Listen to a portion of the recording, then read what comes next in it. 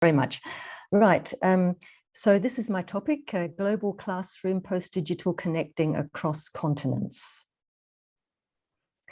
So I'm going to be talking about a module. It's a university module. The students were mainly at fourth year university level, and it was a collaboration across 3 universities, my own university in Le Mans, which is in France, the University of Pretoria in South Africa, and a university in Brazil, São Paulo, called FAP.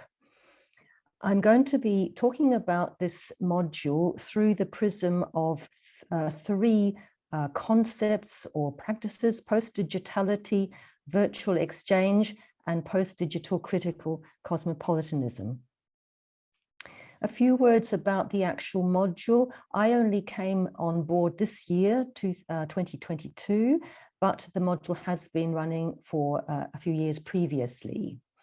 We had students in political science, so those at the University of Pretoria, South Africa, and the Brazilians were political science students, whereas my own students in France were international cultural studies students.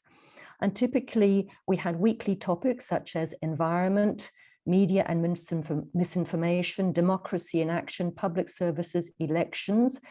We had student presentations, guest speakers, discussion, and all was enabled via Zoom. I'm just going to focus on 2 things in the research methodology because I'm going to be citing from them. A report that was done on the module in earlier years, 2018-19, by Henwood and Thunsma, and an anonymous questionnaire done by myself this year with the French group. So there were 18 students doing the class and 10 answered the questionnaire. So our first theme is post-digitality. This has been defined as a pervasive, entangled, integrated space. Entangled meaning the intertwining of the digital and the non-digital in our everyday lives. Certainly I had this impression through the hybrid classroom. I was in the classroom, it looked like a traditional classroom, but we were also on the Zoom screen in a little square. So look, we were both digital and non-digital at the same time.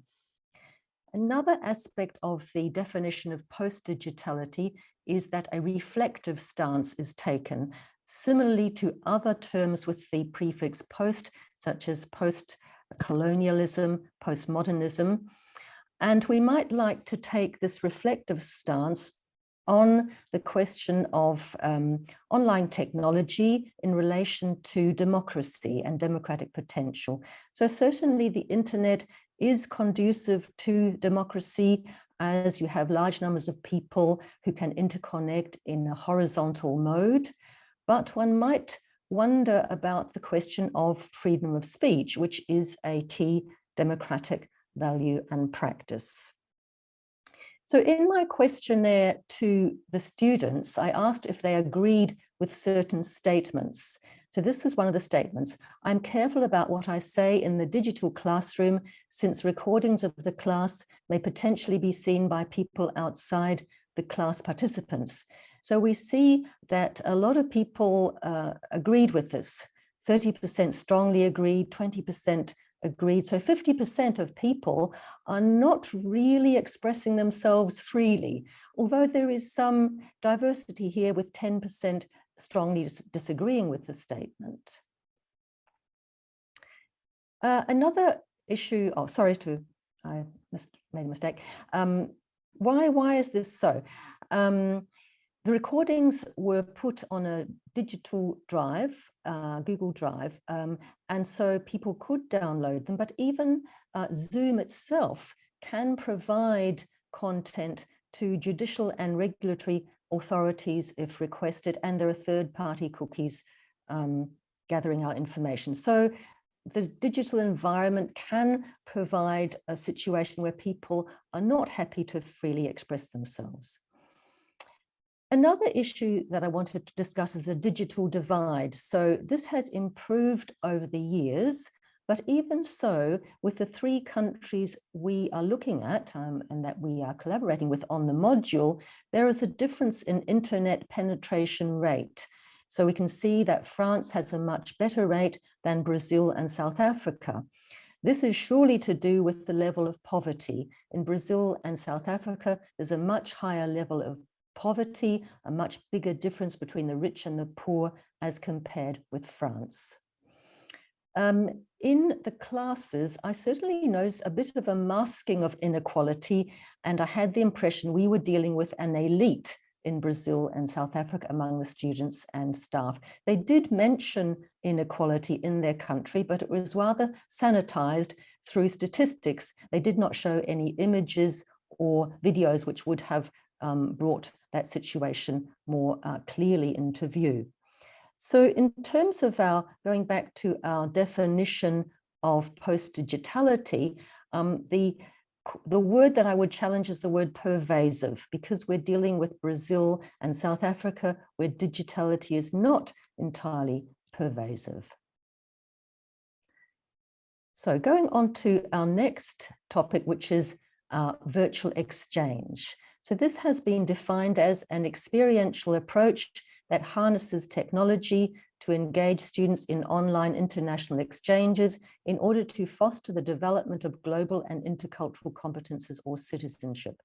So the first part of the definition is students in online international exchanges. And this was certainly the case in our particular module. It definitely was a case of life-wide learning, in the sense that my students in France said they would never normally come into contact with South Africans and Brazilians. So their learning was being extended to these other contexts in different countries. It was also extended to different disciplines. As I said before, there were students in political science and students in cultural studies, and often students stick within their own disciplines. Here was an opportunity to work across quite different disciplines. The second part of the definition is the development of global and intercultural competences, and this I would question a bit more whether this module was achieving this. So when I looked at the goals of the module, Henwood and Thunsma in their report stated one of the goals as to promote cross-cultural understanding, and in brackets they put a comment about their experience. Students were surprised at the different perspectives that are possible in examining topical issues. So we'd look at particular topics, as I said before, each week, say the environment, and we'd get the perspectives from different people in different countries. And this presumably was promoting cross-cultural understanding. And here we have a question of terminology, as in previous papers, because if we go back to our definition of virtual exchange, it talks about intercultural competences, and here we are talking about cross-cultural. So for some people, intercultural and cross-cultural are exactly the same thing. They're used interchangeably, but for our purposes, I think it's better to tease them out and give different definitions. So Fries says that cross-culturality is comparison-based. It focuses on conceptual knowledge. Certainly this happened in the module. For example, the topic of national elections. It just so happened that this year is the year of the national elections in France and also in Brazil. So our class on this occurred just 2 days after the French presidential election result had been announced. So it was a very hot topic. And there was an abstention rate among young people of 40% in France. So we discussed this. And then the Brazilian people said, actually in their country, voting is compulsory. So this led to an interesting discussion on whether voting should be compulsory or not in democracies. So definitely this comparison of what was going on in different countries for our topics led to some interesting discussions. The second term, interculturality, can be contrasted with cross-culturality because it seems to depend on interaction-based. For Juhur, it is when you have an interaction and when cultural issues become salient. So it focuses on interpersonal and small group relationships. So in our particular module, it was mainly based on, as I said before, guest speaker talks, student presentations, and people asking questions. There was very little opportunity for interpersonal or small group activities. Only once did they go into breakout groups and do student-to-student discussions. Intercultural communicative competence seems to be defined not only as conceptual knowledge, but also as competence in dealing with other people in interaction. So it does seem to be interaction-based. So if in your module, as ours, there are not many opportunities for interaction, small group interaction or interpersonal, it does not seem that there might be the development of intercultural competence. So when I asked the students about this in the questionnaire, they were quite dubious, because when I asked them whether they gained intercultural experience or developed skills, 40% disagreed with that, 10% were neutral, and 50% said yes, but the results are not that great. In contrast, when I asked them about conceptual knowledge, 80% said yes, they definitely gained conceptual knowledge, and often that was linked with comparison. So in other words, cross-culturality was definitely happening, whereas interculturality, not to a huge extent. So if we go back to our definition of virtual exchange, I would say that yes, it was online international exchanges, but it did not seem to fulfill the second element, which was developing intercultural competence. I think the lesson is it's really important to think about the content of your module and the activities that you provide. And as O'Dowd says, to develop skills in communicating and collaborating with people from different cultures, it is necessary to provide students with interculturally challenging tasks which require high levels of negotiation and collaboration. It's not enough to bring students from different countries together. You have to carefully think about your task design. Going on to our third and final topic, post-digital critical cosmopolitanism. So the term critical cosmopolitanism has been coined by Jared Delanty, who is a sociologist, and he says, transnational movements, cultural diversity, and hybrid cultures do not in themselves constitute cosmopolitanism. More important is the critical moment in which changes in self-understanding occur as a result of global challenges. So the idea here is transformation, that you change yourself in some way through coming into contact with cultural others.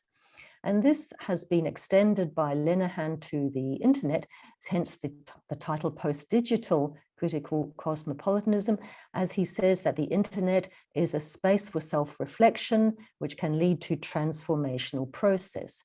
So the key term here seems to be transformation.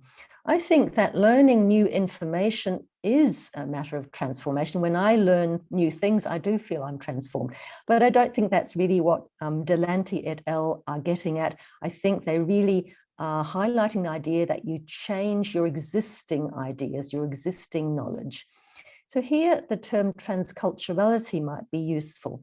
We looked before at cross-culturality, which was a matter of comparison. Interculturality is coming into contact. But even if you come into contact with other people or other ideas, it doesn't mean that you change. Whereas transculturality, as defined by Dagnino, seems to involve change, permeation, interconnectedness, fusions and mixes, ongoing transformation dialogues, plural affiliations, fluidity, creation of newness, changing one's thinking. So when I asked students whether they thought their thinking had been changed or developed, we got 80% were neutral, 20% agreed. So not a great result. So if we go back to our definition, post-digital critical cosmopolitanism, well, it wasn't really fulfilled in terms of this module, but I think this could be dependent on the topics chosen. Just as before we said that task design is really important, choice of topic might be very important. For this module, we had a different topic each week, so the topic might be really important. In an earlier iteration of the module, they had the topic of identity, which was not a topic for this year. And the Henwood and Thunsma reported change when there was that topic of identity. In the discussion on identity, some students' perspectives changed. French students moved from an assumed non-racial approach to embrace individual racial identities as a sign of respect for different cultural heritages, rather than seeing a derogatory connotation associated with a race label. So if this happened, if the French students changed on this, it would be quite stupendous, because in France, people are indoctrinated from childhood to believe in a kind of universal republicanism. Everybody's a Republican citizen, and differences such as race are neglected or not considered, or considered secondary. So if they did change, this was something important. So in terms of critical cosmopolitanism, it might depend on the topics of discussion chosen for the module. So to sum up, the module Global Classroom partially corresponds with the three concepts or practices that I have discussed. What might be the way forward? So in terms of the teachers involved, we definitely have a lot of diversity, because we have teachers from different countries, teachers from different pedagogical backgrounds, myself coming more from an Anglo background, though I'm now in France, and that's the Anglo background is very different from the French. People from different disciplines. The teachers are political scientists. One is a historian. I'm the only person who's interested in intercultural communication. So we have an issue of diversity. The other teachers may simply want to do the cross-culturality. They might want to focus on conceptual discussion. They might not be interested in developing intercultural competence. But for me, from my background, it is a missed opportunity. As for the students, they desire more disciplinary integration. So as I said before, there are arts students and there are political science students. So the sort of cultural studies students felt that cultural studies should have a greater importance and be better integrated into the module. And they also requested more student interaction through students to students discussion. And if that did happen, then there would be a potential grounding for enabling the possibility of intercultural skills to be developed. So that's all I have to say. Thank you very much.